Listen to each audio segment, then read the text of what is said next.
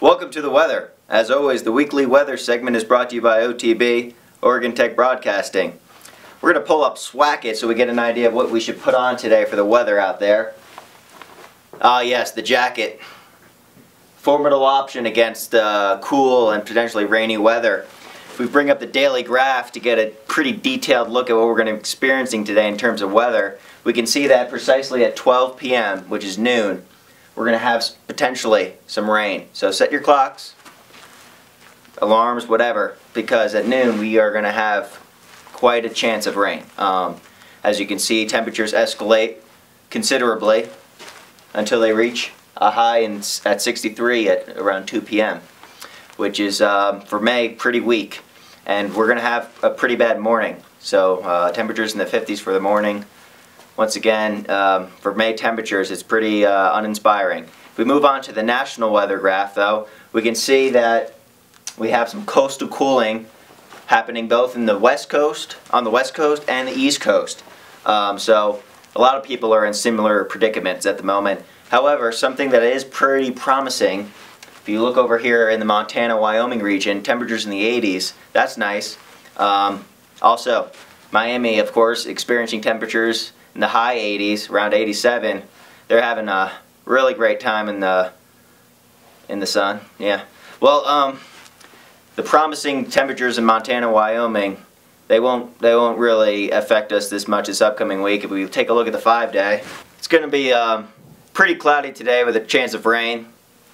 High around 65. Tomorrow, much of the same. Still a chance of rain. High around 66. On Monday, it's going to be absurdly cool in the high 50s. Still more rain. Tuesday, temperatures back up to 65. Still not typical of May, but more rain. And Wednesday, 65, more rain. That was your weather segment. Now on to the rest of Tech Talk so we can get some news. Good evening and welcome to another edition of Tech Talk, a collaborative news effort between K-Tech Campus Radio 89.5 FM and Oregon Technical Broadcasting Closed Circuit Channel 5 on campus. My name is Matthew Bagley and I'm here with your Tech News Daily News Brief. First, are you interested in financial aid for the summer term? It's really easy. First you got to file your FAFSA, then register for summer courses, and then submit a copy of your course schedule to the financial aid office, and you'll have money for summer term. If you're interested, the library hours are being adjusted dead week and finals week. You can find that online at oit.edu/libraries, and you can see all the hours through the end of the spring term. Third, on Tuesday, May 28th, the Campus Activities Board is hosting an awesome event, Glow Stick Capture the Flag. Be there 8:30 p.m. outside the CU Fountain. Habitat for Humanity is doing a community service trip from June 18th to June 21st. There's a $75 non-refundable deposit, though $50 of that will be immediately returned to the students for food as soon as the trip starts.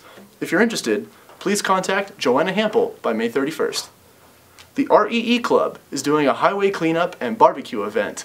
Be there if you're interested. It's on June 1st at 9 a.m. and they're meeting at the Purvine Hall parking lot. The Native Plant Garden will be debuting on June 1st as well, from 10 a.m. to 1:30 p.m. here on the Oregon Tech campus. Oregon Tech Athletics Golf Challenge is also going on Saturday, June 1st at noon. You can register online at oitsports.com. And finally, a sincere thanks to all OTB and K-Tech staff for their hard work this year, specifically our departing directors, OTB's director, Austin Amort, and K-Tech's director, Ryan Burnt. Thank you. Now for interviews. And we're back. With me now, I have Jason from the Klamath Filmmakers Group. Thanks for coming in tonight, Jason. Yeah. Can you tell me a little bit about what the Klamath Filmmakers Group is and what you guys do? Well, we're a draw for anyone with creative aspirations, especially connected to film. Like right now, one of our members, he's doing a mockumentary on the invention of toilet paper. He's saying his big pitch is that he's pretending toilet paper was invented 10 years ago. And so we're now seeing all these great advances in technology and building on that. And it's like, oh, whoa, I got toilet paper now and all that. Like right now I'm working on a sketch comedy show and also a land-based pirate film. Both of them are totally bizarre because I wrote them, and like we have 2 submissions to the Herald and News Halloween Film Contest. The first one was Zombies Nightmare. It's 3 zombies chasing some girl, and then 2 zombies like, we don't care about that. So they're eating, and then this guy comes up, he's like, greetings, here's my card. And they look at it and they freak out. The zombies freak out and dart. And then he's like, where are you going? And then it zooms in on his card and says, oh, I'm a lawyer. That's not an exact quote, but we got something like that. And so we're just looking to expand on that, get some more ideas buzzing and expand and grow and then become a big creative outlet for the Klamath Falls people. That's awesome. So I'm assuming you guys accept anybody? OIT students?